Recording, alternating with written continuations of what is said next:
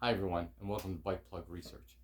In this video, I'm going to try to convey to you that you want to try to avoid using a tube for your first attempt to repair a puncture in a tubeless tire.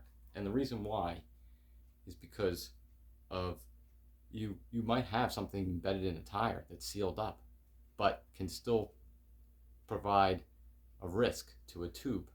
And that is, what I'm talking about here is these little pieces of wire that often cause flats.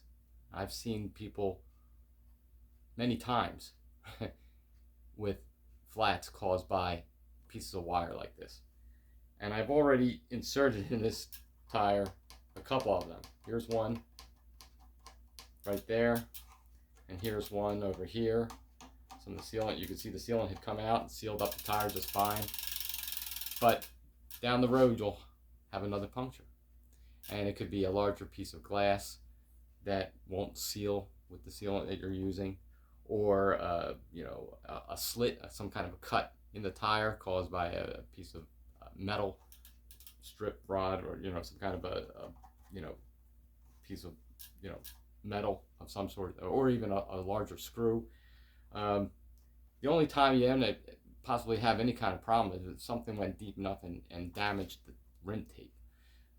If other than that, you should try plugging a tire. You should be successful in plugging a tire, and I would do that before anything, because like I said, you put that tube in and that tube will find that piece of wire that you didn't know was in there.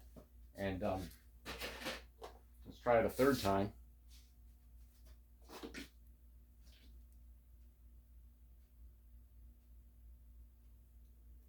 Sometimes hard to get these things in because you have to wonder how it happens on the road in the first place. Here's one there, but I'll put one right over here. Insert this piece of wire there, it goes in there nicely. I have to wonder again, I have to be careful how I do this, but it happens on the road. So this piece that was already a good inch long or so, I have ½ inch out. It's in that tire. Around. Put the sealant there. Oh, where is it? Where's it? Oh, this one.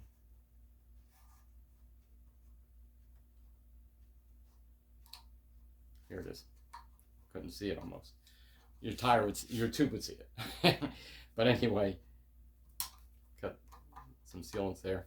But in general, you'll never know that that wire's in there until you have another flat that did not seal and you decided not to plug it, and you put a tube in, and down the road you got another flat.